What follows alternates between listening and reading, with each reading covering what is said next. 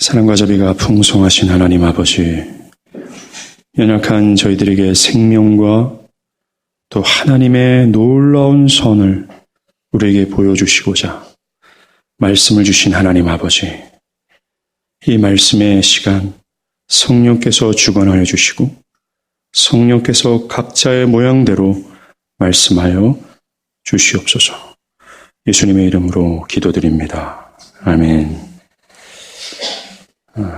율법의 기능과 믿음의 기능, 이런 제목으로 갈라디아서 15번째 시간 갖도록 하겠습니다. 오늘은 율법의 기능 1가지와 믿음의 기능 3가지를 말씀드리겠습니다. 오늘 본문은 먼저 율법의 기능을 말하는데, 율법이 우리를 그리스도께로 인도한다고 말을 합니다. 22절에 성경이 모든 것을 죄 아래 가두었으니, 또한 23절 믿음의 때까지 갇혔느니라 라고 말합니다. 여기서 가두었다, 갇혔다 라는 본래의 뜻은 닥치게 하다, 영어로는 shut up 이라는 뜻이죠. 즉 성경이 사람들의 죄를 조목조목 폭로하여서 나는 죄가 없어요, 나는 의인이에요 라고 주장하지 못하도록 그들의 입을 닫히게 했다라는 겁니다. 성경은 모든 사람들이 죄인이라고 고발하죠.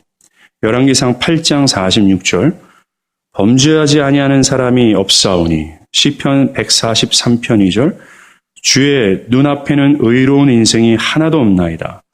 바울이 결정적인 진술을 하죠. 로마서 3장 19절입니다. 무릇 율법이 말하는 바 율법 아래 있는 자들에게 말하는 것이니, 이는 모든 입을 막고 온 세상으로 하나님의 심판 아래 있게 하려 합니다. 이렇게 율법, 성경은 그 누구도 의인이 없으며 모두가 범죄한 자라는 사실을 고발하면서 인간 모두를 죄 아래 가둬버리게 한다는 겁니다. 마치 감옥의 간수가 너 여기서 못 나가 라고 하며 죄인을 완전히 결박하고 죽음의 저주의 감옥으로 끌고 들어가서 완전히 감금해버린다는 겁니다. 왜 그러는지 보겠습니다. 율법은 하나님의 지구한 의를 제시하면서 이 모든 명령을 지키면 축복을 받고 어기면 저주를 받는다라고 합니다. 그러나 무능력한 인간으로는 자신의 힘으로는 그 의의 기준에 미치지 못해서 자신이 저주 아래 있을 수밖에 없는 존재라는 것을 여지없이 깨닫게 됩니다. 그리고 그를 지옥의 끝자락에 세워서 그가 하나님의 말씀을 어긴 죄인으로서 심판받기에 마땅한 자라는 사실에 바들바들 떨게 하시고 나는 이제 소망이 없구나라고 하며 절망하게 만들어버리는 거예요. 이것이 율법이라는 겁니다.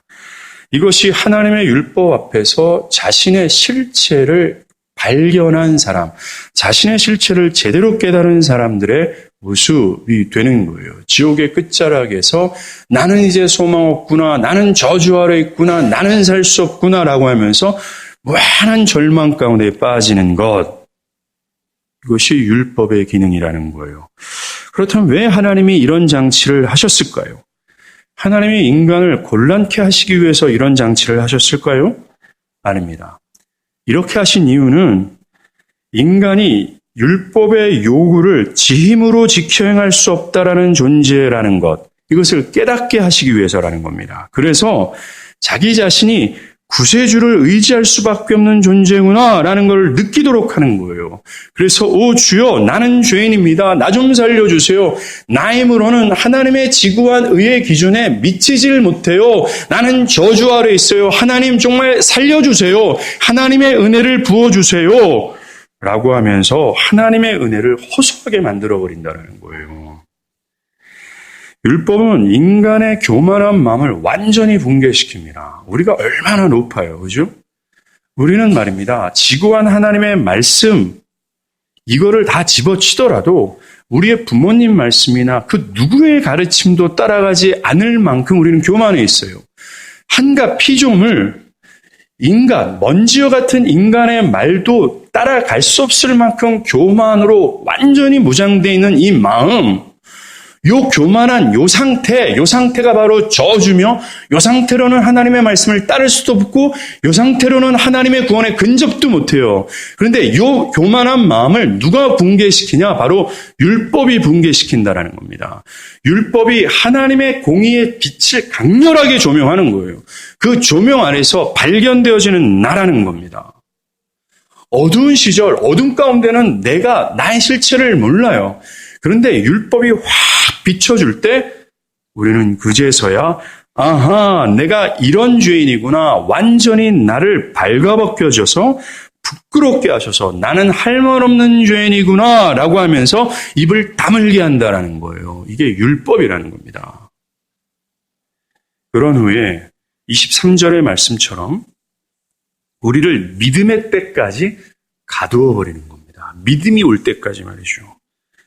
율법의 기능은 죄 없는 자를 죄인으로 몰아붙이는 것이 아닙니다. 율법의 기능은 원래부터 죄인, 그 죄인의 모든 죄목을 조목조목 폭로하면서 원래 죄인이라는 사실을 깨닫게 하시는 게 율법이라는 거예요. 그래서 하나님 앞에 낮아져서 하나님께 구세주를 주세요. 내 문은 안 돼요. 나를 구원할 자를 주세요. 라고 부르짖게 한다는 겁니다. 이게 믿음 아닙니까? 믿음이란 나 자신의 원래의 모습이 성경의 말씀대로 다 폭로되어 나 자신이 지옥에 떨어질 마땅한 죄인이란 사실을 깨닫고 바들바들 떨면서 오직 은혜의 하나님 되신 구세주를 붙잡으려고 하는 것, 영어로는 그랩한다라고 하잖아요. 강렬하게 붙잡고자 하는 것, 이게 믿음이라고 얘기해요, 성경에서. 믿음은 그저 내가 믿습니다라고 하는 것이 믿음이 아니라, 믿음은 내가 종교생활 가운데 그냥 얻어지는 것이 믿음이 아니라는 겁니다. 믿음은 율법이 유발시켜버려요. 율법이 우리를 입을 닥치게 해서 너 죄인이야 라는 것으로 어떤 동기로 인하여 믿음이 유발되는 거예요. 믿음에 선행되어야 될 것은 나라는 존재를 깨달아야 되는 거예요. 아, 내가 할 말 없는 죄인이구나 라는 거예요.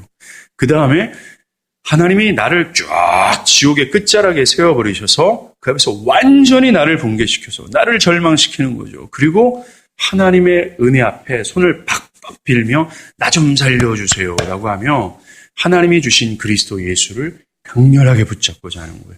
혈병 여인이 예수 그리스도의 옷자락을 잡고자 했던 그 열렬한 그 마음 있잖아요. 눈먼 장님 바디메오가 나사렛 예수여 나 좀 살려주세요. 그 예수 아니면 자기는 눈뜰 소망이 없기 때문에 그를 강렬히 부르짖었잖아요. 그 강렬함, 그것을 믿음이라고 얘기해요. 그 믿음으로 우리가 사는 겁니다. 그 믿음을 통하여 하나님 앞에서 의롭다 여김을 받는 거예요. 그 믿음 없으면 어떻게 해요? 저주라는 겁니다. 사랑하는 여러분, 이 믿음이 필요한 거예요. 우리가 교회를 다녀도 여전히 내 마음에 그 교만함이 역사할 수밖에 없는 이유는 믿음이 없어서 그래요. 여전히 내 마음대로 살아가고 싶고 내 육체가 원하는 대로 살아가고 싶어하는 그 이유는 믿음이 없어서 그래요. 여전히 그리스도께서 나를 구원하신 구세주에 대한 감격이 열렬하지 않는 이유는 믿음이 없어서 그래요. 사랑하는 여러분, 여러분의 인생에서 율법이 나의 입을 닫아버려서 구세주만을 절실히 필요로 하는 이 믿음의 순간이 있어야 되는 겁니다. 그래야 우리가 천국 가서 대원 형제, 승엽 형제 봤어요? 아, 봤어요. 라고 말이 되는 거예요. 근데 대원 형제, 우리 태현 형제 봤어요? 아직 못 봤어요. 이게 믿음이 없어서 그러는 거예요. 이런 순간이 올 거라는 겁니다. 그래야 이런 율법이 나를 강렬히 조명할 때야 비로소 나 자신이 그리스도를 믿음으로만 살 수 있구나. 내 행위로도 내 노력과 내 열심으로 나로 비롯된 건 안 되는구나 라는 걸 깨닫게 하세요. 24절에 얘기하잖아요. 이같이 율법이 우리를 그리스도께로 인도하는 초등교사가 되어 라고 얘기하지 않습니까? 율법이 누구에게 인도합니까? 그리스도께로 나를 집어서 끌고 가버리는 거예요. 아니요. 율법이 나를 제대로 조명하게 된다면 우리는 하나님 앞에서 질질 끌려서 그리스도께로 가고 싶어하는 마음이 생기는 거죠. 우리로 하여금 믿음으로 말미암아 의롭다함을 얻게 하려 함이라 라고 얘기해요. 율법이 나의 죄를 고발하고 초등교사처럼 나를 그리스도께로 인도한다라는 겁니다. 여기서 초등교사란 헬라어로 파이타고고라서 그 당시 노예들 중에서 나름대로 식견이 있는 노예를 집주인의 어린 자녀의 초등교사, 어떤 선견자로 지목해서 이 어린 집주인의 어린 자녀들을 가이드하고 에스코트하는 그런 일을 했습니다. 이 플라톤이 이 파이타고고에 대해서 이렇게 얘기해요. 피조물은 목자 없이 존재할 수 없는 것 같이 아이들은 초등교사, 이 파이타고고 없이 살 수 없으며 노예는 주인 없이 살 수 없다. 모두 길들여지지 않는 피조물들 중에 아이가 가장 다루기 어렵기 때문에 이거 결혼해야 이 말을 실감합니다. 몰라요, 여러분들.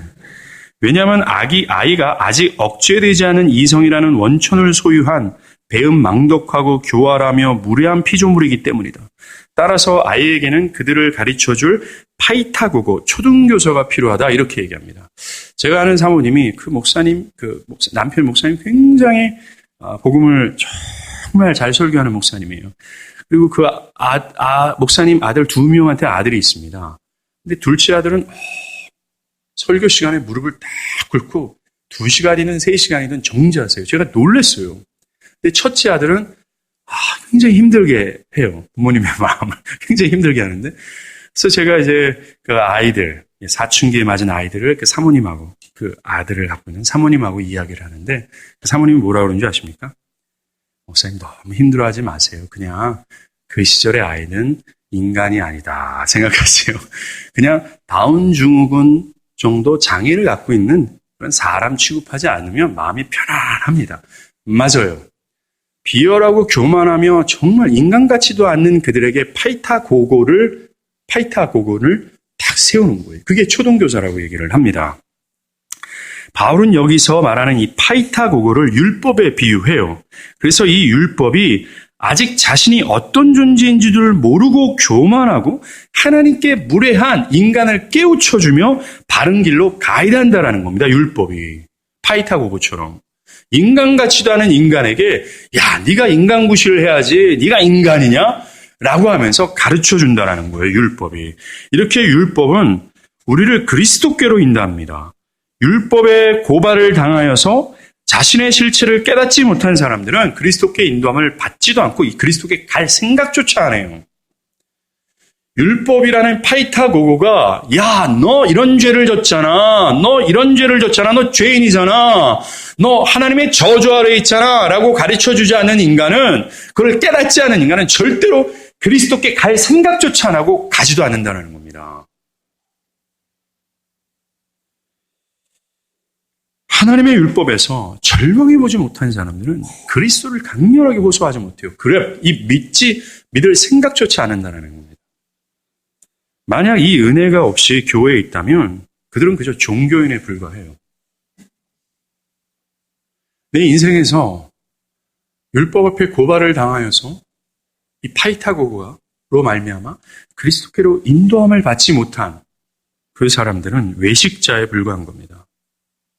사랑하는 여러분, 만약 나에게 이 믿음이 없다면 이 믿음을 구하십시오. 주여, 내가 참된 믿음을 주시옵소서.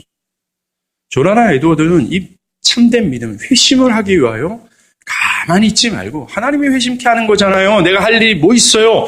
라고 말하지 말고 회심을 추구하라. 이렇게 말하지 않습니까? 이 믿음을 구하십시오. 주여, 나에게도 이 성경적 믿음을 주셔서 나도 구세주에 대한 필요성을 느끼게 하시고 그 구세주께서 나에게 얼만큼의 큰 은혜와 사랑을, 자비를 베푸셨는지를 나도 깨달아 나 같은 죄인 살리신 그 하나님을 영원토록 노래할 수 있는 자가 되게 해달라고 참된 믿음을 간구하라는 겁니다. 주여, 나에게도 이런 믿음을 주시옵소서. 두 번째, 오늘 본문은 믿음의 기능을 설명하시합니다. 우리 마음에 믿음이 온 이후로는, 즉 우리 마음에 믿음이 온 이후로는 더 이상 율법의 에스코트, 율법이 주는 두려움, 율법이 주는 절망, 죽음 아래서 벗어나게 된다는 거예요. 율법이 주는 에스코트가 뭡니까? 네가 죄인이야라고 고발을 당하고 율법이 막 우리를 정죄하니까 우리가 두려워하고 절망하고 나는 이제 죽었구나 라고 하는 거 아니에요. 그 가이드를 우리가 이제 더 이상 받을 필요가 없다라는 겁니다. 우리 마음에 믿음이 온 이후로는. 25절에 믿음이 온 후로는 우리가 초등교사 아래 있지 아니하도다. 너희가 다 믿음으로 말미암아 그리스도 예수 안에서 하나님의 아들이 되었으니 라고 얘기해요. 믿는 자는 더 이상 율법이 고발하는 죄 앞에서 두려워하거나 절망하거나 움츠러들지 않아도 된다는 겁니다. 그리고 율법이 더 이상 우리를 죽음의 저주 아래 끌고 내려가지 못한다는 거예요. 너 죄인이잖아. 우리의 멱살을 붙잡고 우리의 입을 다물게 해서 죽음의 저주의 감옥으로 집어넣지 않는다는 거예요. 믿음이 온 이후에는. 왜냐하면 우리가 믿음으로 예수 안에서 하나님의 자녀로 인정을 받았기 때문이라는 거예요.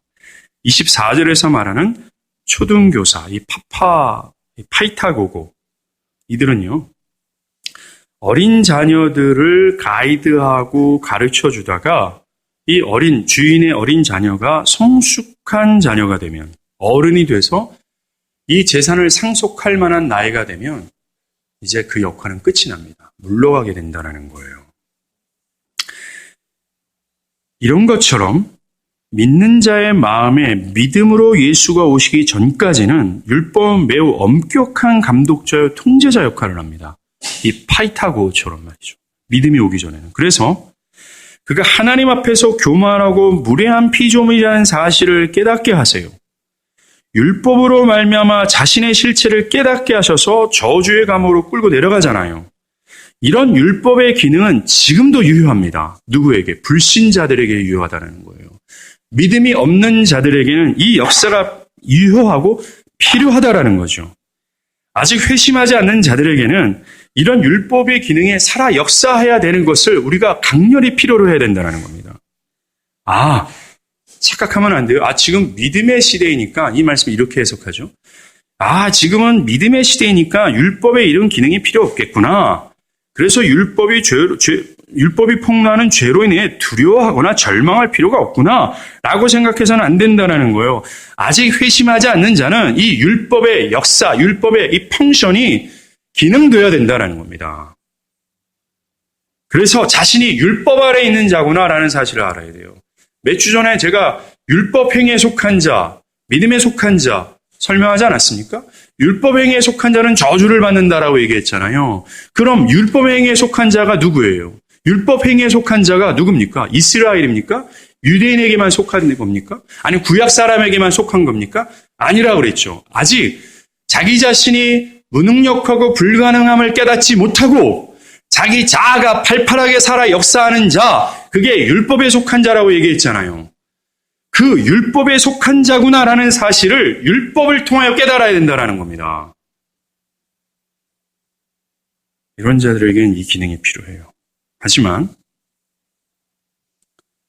그 사람의 마음에 예수 그리스도를 믿는 믿음이 온 이후에 그런 율법의 역할은 끝이 납니다.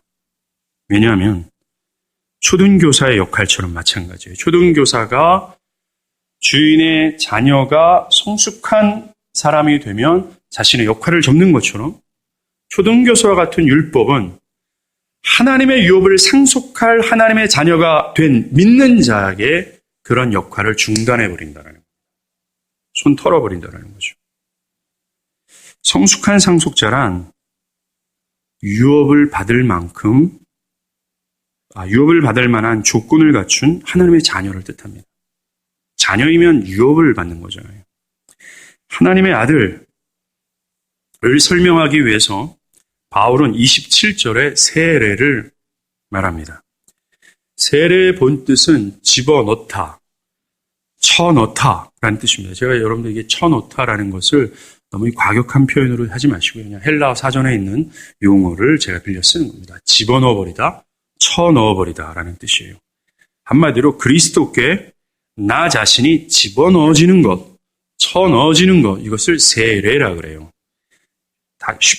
자세하게 말하면 믿음으로 말미암아 성령으로 우리가 그리스도께 집어넣음을 당하여 그리스도와 내가 하나가 되는 거예요. 연합되어지는 겁니다. 내가 그리스도 안에 속 들어가는 거죠. 연합되어져서 연합한 내가 그리스도의 십자가에 참여해버리는 겁니다. 그래서 그리스도께서 나의 모든 죄를 위하여 죄값을 지불한 그 죽음에 내가 참여하여 그리스도의 죽음으로 내 죄값이 사라지는 것처럼 내가 연합된 그리스도가 그렇게 하심으로 말미암아 내 죄값이 사라지게 되는 거예요. 이게 세례의 역할입니다. 그리고 그리스도와 내가 연합한 내가 십자가에서 죽고 그래서 모든 죄값이 다 페이오프 되는 것처럼 그 이후로 그리스도와 함께 연합한 내가 죽음에서 다시 부활하는 거예요. 그래서 새로운 피조물이 되어버리는 겁니다.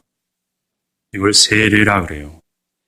자, 이렇게 죄로 인해서 완전히 죽고 그리스도와 함께 부활하여 새로운 피조물이 된 나를 향하여 하나님은 너 의로와 라고 하면서 하나님 앞에 나는 완전한 의인으로 서 있게 되는 거죠. 그리고 하나님은 그를 하나님의 자녀로 삼으시고 동시에 29절에 말합니다. 중요한 얘기예요. 하나님의 유업을 상속받을 자가 되게 만들어버리는 겁니다. 더 이상 율법은 필요 없어요. 우리는 율법의 통제를 받거나 정죄를 받지 않습니다. 믿음이 온 이후로. 율법이 우리에게 사망 선고를 할 수 없어요. 너 죄인이야. 그래서 우리의 멱살을 잡고 죄의 저주의 감옥으로 끌고 내려가지 못한다라는 겁니다. 믿음이 온 이후로. 그렇게 해서 믿는 자는 그저 자기 마음대로 살아가도 된다는 말이 아니에요. 이제 믿음에 온 이후로는 율법이 나를 정죄하지 못하니까 내 마음대로 살아가도 되는구나 라는 게 아닙니다. 여전히 그는 새 언약에서 주어진 하나님의 말씀에 순종할 의무가 있어요. 그래서 로마서 8장 4절에 얘기하지 않습니까? 육신을 따르지 않고 영을 따라 행하는 우리에게 율법의 요구가 이루어지게 하려 하심이다라고 했어요. 율법은 더 이상 우리에게 요구 못해요. Why? 그리스도께서 십자가에서 모든 율법을 어떻게 해요? 다 충족시켰어요. 율법에 이거 지켜야 되잖아 라고 하는데 그리스도는 죽기까지 이거 해야 되잖아는 모든 율법을 다 지켜 행해버렸어요. 근데 그리스도께서 지켜 행해버린 그 모든 것이 바로 내 것이 된 겁니다. 어떻게? 연합함으로 그분께 다 내 거가 되는 거예요. 그분이 하나님 앞에서 얻는 지위도 내 거고 그리스도께서 이 30년 공생애 동안에 이루신 모든 선한 것이 다 내 거고 죽기까지 하나님의 말씀을 지키신 모든 것이 바로 내 거가 되는 거예요. 율법은 더 이상 우리에게 뭐 하라고 요구할 수 없어요. 믿음이 온 이후로는. 우리는 하나님의 자녀로서 대신 죽을 힘을 다하여 그리스도의 법을 따라 살아가야 될 의무가 있는 거예요. 세 번째, 믿음의 기능이죠. 오늘 본문은 믿음으로 우리는 하나님의 자녀로서 유업을 받을 자가 된다라고 얘기합니다. 상속, 오늘 본문의 유업이라고 얘기하는데 이게 상속이에요. 상속이란 법적 자녀에게 물려주는 어떤 재산권을 뜻하죠. 그렇다면 오늘 본문에서 말하는 유업, 이 상속이 무엇입니까? 성경에서 주구장창 얘기하는 유업, 상속, 뭘 얘기하는 거예요? 바로 하나님의 자녀가 되어서 하늘의 땅, 하나님 나라를 받는 거예요.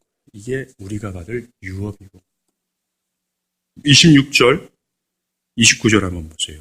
믿음으로 말미암아 그리스도 예수 안에서 하나님의 아들이 되었으니 29절 약속대로 유업을 이을 자니라 라고 얘기해요. 자녀라면 마땅히 유업을 이을 상속자가 되는 거 당연한 거 아닙니까? 설명해 보겠습니다. 구약의 전반적인 내러티브는 이 땅에 대한 것들로 이루어져 있어요. 먼저 아브라함에게 약속하신 유업, 이 상속이란 땅에 대한 것이었습니다. 하나님은 아브라함에게 너와 네 후손에게 가나안 땅 줄 거야 라고 약속하셨어요. 이 가나안 땅을 받기 위해서 아브라함과 그의 후손들, 이 언약의 선조들은 자신의 문화의 본고지를 떠나야 됐습니다. 자기 아비, 친척, 모든 삶의 거주를 떠나버리고 하나님의 약속을 믿음으로 받아들인 후 유험을 무릅쓴 삶을 살았어야 되는 겁니다. 그들은 영원한 안식의 땅을 주신다라는 하나님의 약속을 바라보면서 부패한 이 세상에 나그네로 살아가는 거예요. 본 것이 떠나버리고 믿음으로 받아들이고 부패한 이 세상에서 나그네로 살아가며 영원한 본향을 바라보면서 사는 거예요. 이렇게 해야 그 땅 주는 거예요. 이것이 믿음으로 말미암아 획득되어지는 천국의 밑그림을 보여주는 겁니다. 나의 문화의 본거지, 즉 뭡니까? 내 세상, 내 안에 있는 나의 세상이 있어요. 나의 자아가 있어요. 태어날 때부터 뿌리박고 살아가는 나의 고집이 있고 내 자아가 있단 말이에요. 주님은 그걸 떠나라고 말해요. 내 안에는 내가 완전히 목배임을 당한다라는 뜻입니다. 그리고 하나님 약속 바라보면서 부패한 세상에서 나그네로 살아가는 거예요. 부패한 이 세상에서 어떻게든지 나 주장하고 끈질기게 나 추구해야 겨우 먹고 살 수 있는 이 부패한 세상에서 나그네로서 나를 주장하지 못하고 이 땅에 별 소망 없이 살아가는 자로 살아가는 겁니다. 이런 자들에게만 그 땅 주신다라는 겁니다. 이 아브라함에게 약속하신 유업을 통해서 지금 제가 믿음의 형태를 보여줬잖아요. 그죠? 믿음으로 말미암아 그 땅 가질 수 있다라는 얘기를 해주시는 겁니다.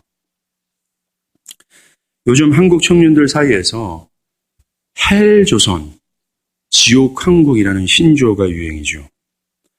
불신이 팽배하고 취업도 어려워지고 결혼하기 힘들어지고 먹고 살기 힘들어지는 악조건의 한국의 상황을 헬조선, 지옥한국이라고 부릅니다. 그래서 조국 등지고 더 좋은 환경을 가진 나라로 이민 갈 생각을 한다고 들었습니다. 이해는 갑니다. 그러나 만약 그 젊은이들이 믿음을 가진다면 이 조국만이 아니라 이 세상 모든 것이 할 세상, 지옥 세상이라는 사실로 깨닫고 그렇게 여기게 될 거라는 거예요. 즉 어느 한 군데 갈 곳 없는 나그네 인생으로서 내가 발붙이는 어떤 환경에 놓인다 할지라도 더 좋은 환경, 더 좋은 조건, 내가 육신이 편하고 더 즐겁게 살아갈 수 있는 그 환경에 있다 할지라도 나는 이곳에서 어떤 것도 주장할 수 없는 나그네야. 내가 어딜 가든지 헬조선, 헬세상이 될 거야 라고 깨닫게 될 거라는 거예요. 그래서 어디 한 군데 세상에 소망을 두지 않고 사는 자가 될 거라는 겁니다. 근데 믿음이 없으니까 여전히 이 세상을 집착하니까 더 좋은 조건, 더 좋은 환경으로 가려고 하는 거예요. 믿음을 갖는다면 자신이 밟고 서 있는 이 세상이 불타고 있는 지옥으로 바라볼 될 거라는 겁니다. 근데 뭘 이 세상에 집착을 하냐 이거예요. 사랑하는 여러분, 아브라함을 하나님께서 가나안 땅에 부르셔서 가나안 땅 세우셨고 그 가나안 땅, 이 믿음으로 살아가서 이 가나안 땅 차지해라고 명령한 것처럼 하나님은 지금도 나에게 내가 너에게 태어난 이 세상, 네가 밟고 있는 이 땅 있잖아. 그 땅에서 나그네로 살아가고 그 땅에서 하늘의 위협을 받으려고 생각해 라고 말씀하시는 거예요. 어디 헬조선이라고 얘기하면서 더 좋은 환경, 더 좋은 조건으로 찾아다니는 이런 믿음 없는 불신자와 같은 행동 하지 말라고 얘기하는 겁니다. 사랑하는 여러분. 그래서 나그네로서 덧없는 이 세상에서 소망 갖지 말고 하나님께서 인도하시는 그 자리에서 진짜 나의 유업, 나의 소망, 내가 바라봐야 될 것, 내가 그랩하고 내가 차지하고 내가 충분히 법적 권리로 주장할 수 있는 그 땅 좀 바라보면서 살아가라고 말씀하시는 겁니다. 그러니까 믿는 자들은 질적으로 이 세상에서 살아가는 자들과 다르다라는 거예요. 신분이. 나그네라는 겁니다. 우리 청년들 이거 잘 해석해야 됩니다. 아, 나그네니까 뭐 대충 인생 살다 접고 가는 거구나. 이렇게 생각하지 마십시오. 그 자리에서 하나님을 영화롭게 하고자 죽을 힘을 다하셔 사십시오. 여러분의 직면 앞에 있는 파도가 10m면 10m 맞설 수 있는 하나님의 능력 구하고 맞서시라는 거예요. 만약에 여러분 앞에 몰려든 쓰나미가 75m면 75m 정말 딱 맞설 수 있는 하나님의 능력 구하라는 겁니다. 아, 쓰나미가 몰려온다. 집 털고 다 도망가자. 이렇게 인생 사시지 말란 얘기입니다. 또한 하나님은 율법을 통해서도 이 땅을 얻을 수 있는 조건을 약속하세요. 하나님은 이스라엘에게 고아와 과부를 사랑하지 말고 우상 섬기지 말고 네 온 마음과 뜻과 정성을 다해서 하나님을 사랑하라. 이렇게 말하죠. 이 명령 속에는 이겁니다. 하나님 앞에서 네 고집, 네 가치관 내세우지 말고 입 다물고 하나님 명령 따러 라고 하는 복종하며 살아라는 뜻이 있는 거예요. 그렇게 할 때 너는 약속의 땅 차지할 수 있어. 만약에 그렇지 않으면 이 땅 너 빼앗길 수 있다라고 말씀하십니다. 신명기 28장 1절 네가 네 하나님 여호와의 말씀을 삼가 듣고 내가 오늘 내게 명령하는 그 모든 명령을 지켜 행하면 11절 여호와께서 네게 주리라고 한 네 조상들에게 맹세하신 땅에서 네가 복을 받고 라고 얘기해요. 명령 지키면 땅 받는다라고 얘기합니다. 반대로 네가 만약에 신명기 28장 15절 네가 만약에 순종하지 아니하면 즉 내 모든 고집 내려놓고 내 자아 다 털고 입 다물고 하나님만입니다. 하나님 명령에 내가 바싹 엎드리지 아니하면 64절 여호와께서 너를 이 땅 이 끝에서 저 끝까지 만민 중에 흩으실 것이다. 땅 빼앗긴다라는 겁니다. 자, 이 명령을 이스라엘이 들었어요. 이 명령을 지킵니까? 아니에요. 교만한 이스라엘은 우상을 택해요. 즉 우상, 나의 영광, 나의 유익, 나를 구한다라는 겁니다. 그 결과 어떻게 됩니까? 하나님은 아시리아, 바벨론, 페르시아, 그리스, 로마를 주구장창 통하여 그 땅을 빼앗아 버리는 거예요. 사랑하는 여러분, 이건 매우 중요한 예표입니다. 누가 하나님 나라를 차지하느냐? 하나님 나라를 차지할 상속자가 되는 조건이 무엇이냐라는 아주 중요한 예표가 여기 들어가 있는 겁니다. 바로 믿음이에요. 아브라함에게는 이 예표가 어떻게 드러났어요? 믿음이라는 것이 아브라함에게는 어떻게 은닉되었어요? 네 본거지 떠나고 나그네로 살아. 너 주장하지 말고 네 안에 있는 세상 있잖아. 네 안에서 막 역사하는 내가 하나님이라고 주장하는 너 안에 있는 네 자아 있잖아. 그거 완전히 떠나버려. 이거 요구하죠. 요렇게 할 때 네가 땅을 받을 수 있어 라고 말씀했잖아요. 율법도 마찬가지예요. 나 다 내려버리고 내 안에 있는 내가 다 산산이 부서진 다음에 하나님 말씀 따라 살아가. 하나님 말씀 따라가지 못하는 내가 할 말 없는 죄인이야 라고 입을 다물게 하잖아요. 율법이. 그런 자들에게 땅 줄 거야 라고 말씀하세요. 이걸 예수님 뭐라고 말씀하시지 아십니까? 신약에 와서 이 형태를 자기를 부인하고 자기 십자가를 지고 나를 따르는 자가 내게 합당하다라고 얘기합니다. 이게 믿음이에요. 이 진리가 구약에서부터 신약까지 지금까지 변치 않다라고 얘기합니다. 사랑하는 여러분, 하늘의 땅, 하나님 나라 얘기했지만 쉽게 말해서 욥은 구원이에요. 주님은 이미 마태복음 8복 5장 5절에서 누가 하나님 나라를 상속받을 자일지를 말씀했습니다. 온유한 자는 복이 있나니 땅을 기업으로 얻을 것이다 라고. 온유한 자 뭡니까? 팔복의 앞부분에서 자기 자신이 죄인이라는 사실을 깨닫고 심령이 가난한 자, 그리고 내가 하나님 앞에서 죽은 자라는 사실 때문에 애통하는 자, 이게 온유한 자예요. 쉽게 말해서 성령으로 겸손케 된 자. 성령의 하나님 앞에서 완전히 자신이 굴복되어서 성령의 강력하신 통제 아래 살아가는 자, 이걸 온유한 자라고 얘기합니다. 따뜻한 마음을 갖고 있는 자가 아니에요. 온유한 자는 여러분들 온유한 사람 됐으면 좋겠잖아요. 그러면서 자매님, 형제님, 그 목소리만 들어도 따뜻한 거, 이게 온유한 자가 아니라 자신의 모든 내 안에 있는 자가 하나님의 능력으로 강탈당하고 하나님께 바싹 엎드려 내 생각대로 살아가는 것이 아니라 성령의 통제 아래 살아가는 것, 이걸 온유한 자라고 얘기하는 겁니다. 이 온유한 자가 아브라함의 요구에서 보이지 않습니까? 율법의 요구에서 보이지 않습니까? 주님은 이런 자가 하나님 나라를 유업으로 받는다 라고 말했습니다.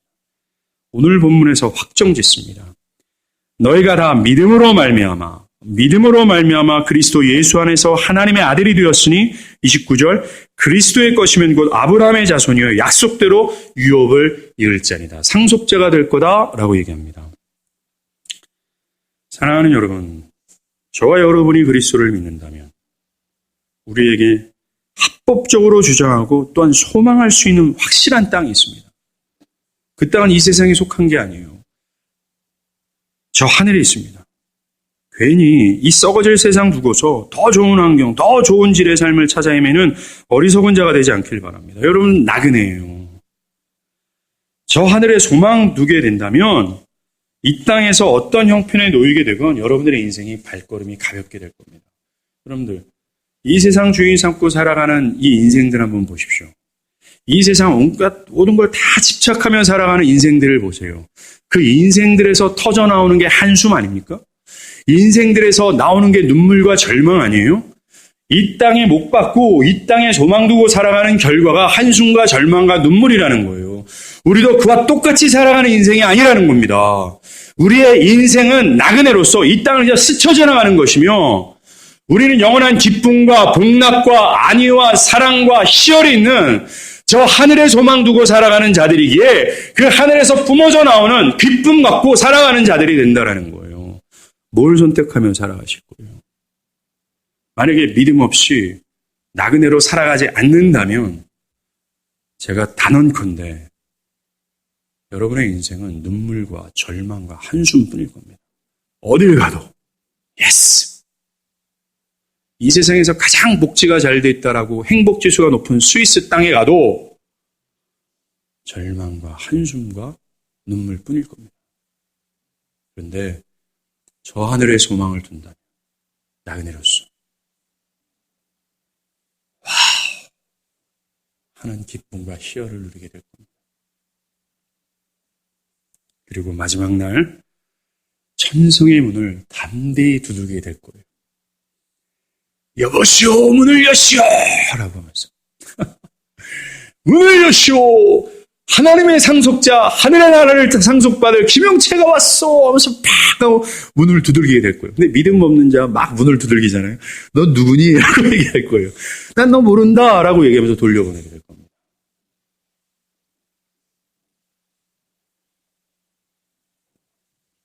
저 하늘에 소망 두십시오. 믿음으로. 마지막으로 오늘 본문은 매우 영광스러운 말씀을 우리에게 주십니다. 바로 믿음으로 우리는 하나님을 아빠, 아버지로 부를 수 있게 된다는 거예요. 4장 5절과 6절 율법 아래 있는 자들을 속량하시고 우리로 아들의 명분을 얻게 하려 하십니다. 너희가 아들이므로 하나님이 그 아들의 영을 우리 마음 가운데 보내사 아빠, 아버지라 부르게 하셨느니라. 하나님은 율법의 아래에 있는, 율법의 저주 아래에 있다 그러죠. 율법의 저주 아래에 있었던, 이게 굉장히 큰 글자로 보여줘야 됩니다. 그래야 뒤에 글자가 은혜가 돼요. 율법의 저주 아래에 있었던 우리를 양자로 입양하시기 위하여 독생자를 죽이셨다라고 얘기하세요. 4장 6절. 이 얘기입니다. 하나님이신 예수가 죄 있는 육신의 모양으로 내려오셨다라는 거예요. 여자의 몸으로 나게 하셨다라는 거예요. 주님이 이렇게 희생하신 것, 즉 죽고 육신의 모양대로 저주 가운데 태어나게 하신 이유는 우리들에게, 믿는 자들에게 아들의 명분을 얻게 하시려고라는 겁니다. 이 명분이 아답타하다, 입양하다라는 뜻이에요. 그분의 양자, 하나님의 양자로 입양하시기 위하여 그리스도께서는 그러한 희생을 치르셨다라고 얘기합니다. 우리를 그렇게 하시기 위해서 예수는 하늘 영광 버리셨고 십자가에서 죄의 노예로 살아가는 자들을 위하여 속량하시기 위하여 자신의 생명을 그들의 죗값으로 지불하셨다라는 거예요. 너무나 지나친 값 아닙니까? 인간도 아닌 어떤 짐승의 값이 아닌 하나님이신 영광스러운 그분의 생명의 값이 지불되어진 거예요. 그래서 죄의 노예로 정말 속박되었던 우리를 그 생명의 값으로 지불하심으로 말미암아 속량, 자유케 하셨어요. 그리고 우리를 구원하셨다는 겁니다. 그리고 죽기까지 율법의 모든 요구를 충족시킨 것이에요. 왜요? 우리를 아들의 명분을 얻게 하시기 위하여 이런 사랑과 희생을 하셨다는 겁니다. 이런 사랑과 희생을 믿음으로 하나님의 자녀가 된 사람, 놀라운 복을 얻습니다. 뭡니까? 하나님을 아빠라고 하며 친근감 있게 부를 수 있게 한다는 거예요. 그럼 아빠라는 이 호칭, 굉장히 어린 자녀들이 아버지를 친근감 있게 부를 때 사용하는 말 아닙니까? 4살짜리가 아버님 하면 좀 어색하죠. 그리고 나를 막 사랑한다면서 아버님, 이게 아니죠. 나를 사랑하고 굉장히 사이가 친밀하고 가깝고 정말 꺼리낌 없는 사이, 그때 아들은 아빠에게 아빠라고 얘기합니다. 때로는 상당히 건방지게 들리기도 하지만 친근감 있을 때 아빠라고 사용하죠. 이렇게 믿는 우리가 하나님을 아빠, 아버지라고 부를 수 있게 된다는 거예요. 매우 친밀하고 친근감 없이. 율법 아래서는 그 하나님이 너무나 두려웠는데 믿음이 온 이후로는 모든 두려움의 한계가 사라지고 그 영광스럽고 전능하신 하나님을 아무런 꺼리낌 없이 아빠라고 얘기할 수 있게 된다는 겁니다. 믿음으로 말입니다. 근데 이것을 오늘 본문에 아들의 영을 보내셔서 이렇게 얘기합니다. 즉 성령으로 말미암아 우리가 아빠라고 부르게 된다라는 얘기를 하는 거예요. 원문에서 이 아빠, 아바라는 단어는 아람어입니다. 헬라어가 아니에요, 이 원문에서. 이 사도 바울은 아람어로만 쭉 헬라어로 쓰다가 여기서 아바라는 단어를 아람어로 기록을 합니다. 이 아람어 아바라는 것은 감탄형 의성어예요. 즉 우리가 굉장히 멋있는 걸 보면 와우 하잖아요. 이 와우라는 감탄의 소리가 아바, 아람어로 아바라는 뜻입니다. 믿는 자가 하나님을 아바라고 매우 친밀하게 부르는 것은 성령을 통하여 진리가 증거하는 그리스도의 행하심을 진짜 보고 놀래 자빠질 때 아바라고 부르는 겁니다. 성령을 통해 예수께서 나를 하나님의 양자로 삼으시기 위해서 낮아지시고 십자가의 죽음으로 우리의 죄를 속량하시고 그 속에서 뿜어나오는 하나님의 은혜와 사랑을 성령을 통하여 명백하게 볼 때 우리는 그 사실에 놀라 아바라고 하는 거예요. 그러하게 누가 하나님을 아바라고 부르는지 아십니까? 성령을 통하여 진리가 증거하는 하나님의 은혜와 사랑, 진리가 증거하는 그리스도의 구속의 모든 행위들을 밝히 깨닫는 그 자가 아바라고 부를 수가 있는 거예요. 누가 하나님을 친밀하게 꺼리낌 없이 하나님은 나의 하나님이십니다 라고 확실하게 믿으며 어떠한 어려운 상황에도 그 아버지 하나님께 나의 모든 것을 투정하고 그 하나님께 언제든지 나아가 하나님께 기댈 수 있는 사람, 아빠라고 누가 부르는 줄 아세요? 성령을 통하여 이 진리가 증거하는 그리스도의 구속의 행하심을 밝히 깨달은 그 사람이라는 겁니다. 왜 우리가 그 하나님의 관계가 친밀하지 못할까요? 아빠라고 얘기하면서 언제든지 투정을 부르면서 하나님을 의존하지 못할까요? 왜 여전히 내 힘으로 팔팔하게 서서 정말 나의 고집 부리면서 살아가는 이유가 뭘까요? 아바라고 부르지 못하는 이유가 뭘까요? 성령이 중요한 겁니다. 성령으로 밝히 깨닫게 하시는 은혜가 필요한 거예요. 사랑하는 여러분, 믿는 자는 하나님을 언제든지 꺼리낌 없이 아빠라고 부를 수 있는 특권을 가진 자들입니다. 어린아이가 위급한 상황에서 우리나라는 엄마라고 하는데 모르겠어요. 저쪽은 아빠라고 하는 아빠라고 부르잖아요. 막 미끄럼틀에서 막 위험 직전, 우리가 봤을 때 위험하지 않지만 위험 직전에 막 있을 때 걔는 아빠라고 얘기해요. 아빠가 쉽게 건져주잖아요. 그런 것처럼 우리도 위험한 상황에서 하나님께 도움을 구할 수 있다는 겁니다. 어린아이가 아빠라고 부르면서 투정 부리잖아요. 아빠! 이를 악물고. 그럴 때 막 때려주고 싶지만 그래도 그 투정을 다 받아주는 것처럼 하나님도 우리의 마음이 아픔과 괴로움에 막 쌓여서 투정 부릴 때 마음껏 우리 투정하고 싶을 때 우리 마음껏 하나님께 우리의 모든 아픔과 괴로움을 토해낼 수 있게 된다는 거예요. 여러분들, 하나님을 기억해야 됩니다. 우리가 보이는 아빠에게 투정 부리는 것하고 영광스러운 하나님께 나의 괴로움과 마음을 토해야 돼. 이거 상대가 되지 않는 거예요. 우리가 하나님을 제대로 알아야 되는 겁니다. 오늘 말씀은. 그 영광스럽고 거룩하고 전능하신 그 하나님을. 우리는 언제든지 하나님 아버지를 아빠라고 부르면서 친밀하게 교제할 수 있어요. 그 특권은 우리에게 있는 겁니다. 믿는 자들에게. 바라기는 좀 이런 특권을 누리시는 여러분이 되길 바랍니다. 이걸 누리는 거죠. 힘들 때 그저 주저앉아 있지만 마시고 살아계신 하나님을 부르십시오. 힘들어 죽겠습니다. 정말 힘듭니다. 이 지옥 한국 같은 땅에서 살아가는 것이 지치고 배고프고 상한 일들이 쌓여 있습니다. 내 앞에 75m 쓰나미가 나를 덮치고자 합니다. 나는 할 수 없어요. 다 집어던지고 싶어하는 그러한 심정 가운데서 그냥 잊지 말라는 얘기예요. 아빠를 부르시길 바랍니다. 그럴 때 우리는 아버지 하나님의 행하심을 바라보는 거예요. 아바가 튀어나올 수 있도록. 아버지 하나님께서 아들을 보내시고 아들을 십자가에서 죽이시면서까지 우리를 양자 삼으신 그 하나님의 무궁하신 은혜, 율법의 저주에서 그냥 죽을 수밖에 없는 우리들을 아들을 죽이시면서까지 우리를 상속자로 부르신 그 하나님의 은혜를 바라보면서 와우, 아바라고 인식하는 은혜를 누리길 바라는 거예요. 그 놀라운 사랑을 바라보라. 그죠? 이 문제를 해결해주면 하나님 사랑이구나. 요 수준이 아니라 가장 크고 가장 원천이며 아바라고 감탄할 수밖에 없는 그 사건으로 돌아가서 하나님을 아바라고 부를 수 있는 이 경이로움에 빠지라는 겁니다. 우리가 이 땅에서 나그네로 살아가기 위해서 필요한 것은 뭔지 아십니까? 어떤 환경과 상황이 아니에요.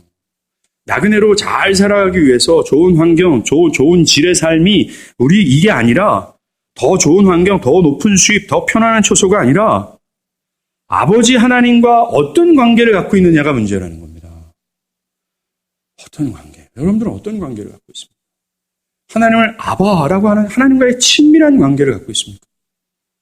그렇다면 빈들에서도 기뻐할 수 있는 은혜가 있을 거예요. 반대가 된다면 정말 웅장한 집에 살아도 있다면 여러분의 인생의 행보는 가벼울 겁니다. 반대로 그 하나님과 관계의 친밀함을 잃어버리잖아요.